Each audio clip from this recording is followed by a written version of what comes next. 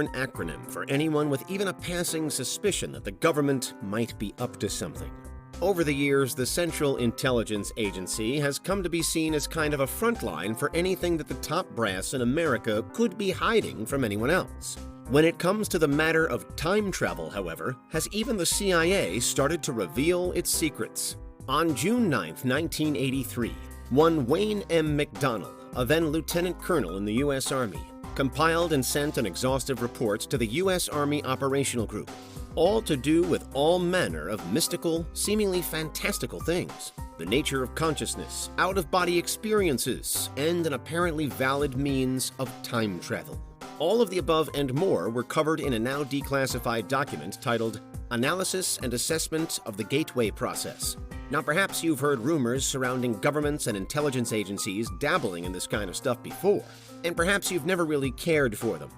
But here, maybe more than with anything else, there really does seem to be something of substance.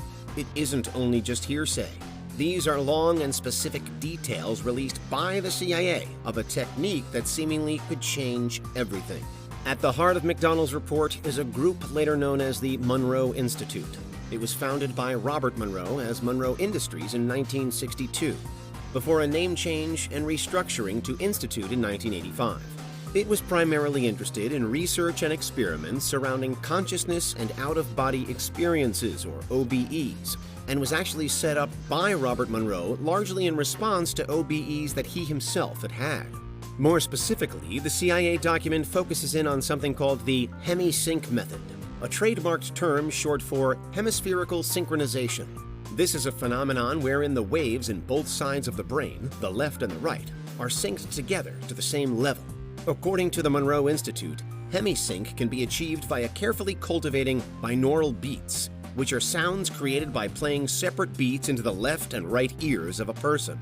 The binaural beats then serve to sharpen brain function, and when it's done right, to sharpen function to the point that one might achieve an altered state of consciousness. In a nutshell, that is what Wayne McDonnell is reporting back on in his now declassified CIA correspondence. But while skeptics might immediately write the entire thing off as some good old-fashioned mumbo-jumbo, what's incredible is that that's not what McDonnell himself does. In fact, it seems that he and the U.S. authorities at the time were really quite convinced by it. McDonnell begins his report by taking his superiors through things that hemisync might be considered similar to, although it is different.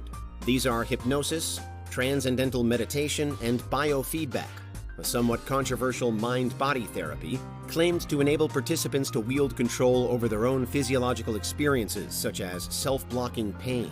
It's explained that all of the above are believed to work via various versions of compromise or channeling between the left and right sides of the brain, with one side suppressing the other or encouraging it into a heightened state.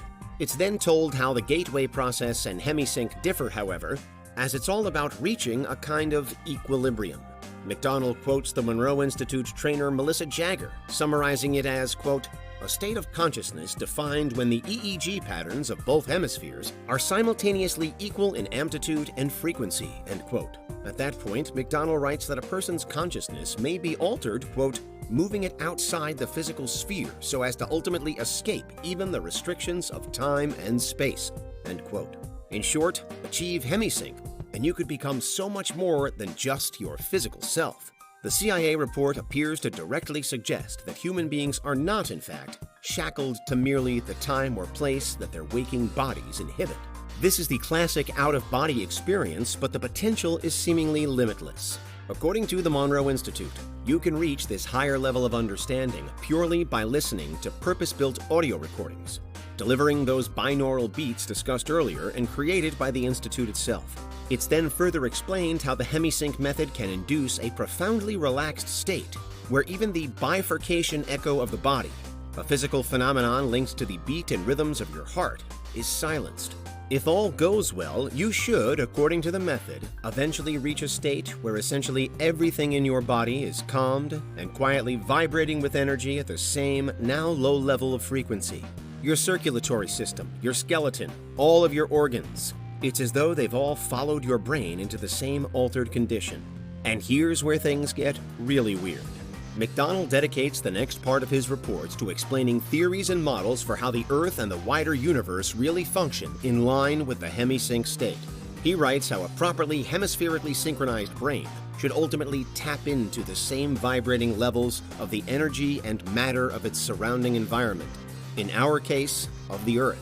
Reality is explained as, quote, an extraordinarily complex system of energy fields, and later the universe as, quote, one gigantic hologram of unbelievable complexity. For the potential of time travel in particular, though, the apparent suggestion is that hemisync gives access to the wider fields dictating Earth itself. If a participant can delve deeper and deeper into this same state, then it's suggested that they could gain access to the so-called absolute state of infinite energy. And here, or as close to here as possible, so the report implies, is when the mastery of time might be achievable. It's explained that if one theorizes the wider universe to have the shape of, quote, an immense self-contained spiral, aka a torus, then the past, present, and future should all be knowable because they all actually exist simultaneously. Use hemisync to better tap into the engines and complexities of the universe then, and one interpretation says that you should be able to travel in time. McDonnell summarizes by writing, quote, the tentative conclusion to be drawn is that the out-of-body state may be regarded as an extremely effective way of accelerating the process of enhancing consciousness and of interfacing with dimensions beyond space-time. End quote. In a sense, then, the hemisynchronized really do become one with their surroundings, which ultimately means that they can move around and through them at will. Interestingly, McDonnell hints that these kinds of supreme connections might also serve to explain any number of other paranormal events and experiences. If Gateway and hemisync are to be believed, then the lines of what's considered physically possible really do need to be redrawn. And McDonnell certainly doesn't suggest that we should doubt the method. He even concludes his report with a step-by-step guide as to how the Gateway process might be used if and when it's required. Genuine travel to the past and then to the future are pitched as among the highest and most difficult aspects of the technique. But McDonnell says that advocates insist that both are possible given enough time, dedication, and discipline. In the last section of his paper, he writes that, quote, there is a sound, rational basis in terms of physical science parameters for considering Gateway to be plausible in terms of its essential objectives, end quote. Of course, questions remain. Not least, what's been happening in the years and decades since this 1983 document was written up? Have the U.S. authorities proceeded any further with all that McDonnell found? And finally, to add just a little more intrigue to the story, there's a missing page from the report. While almost all of it is now publicly available, page 25 is still nowhere to be found. Is that purely an administrative error, or was there something else, buried right near the end of the overall document, that someone didn't want the rest of the world to read? Let us know what you think in the comments.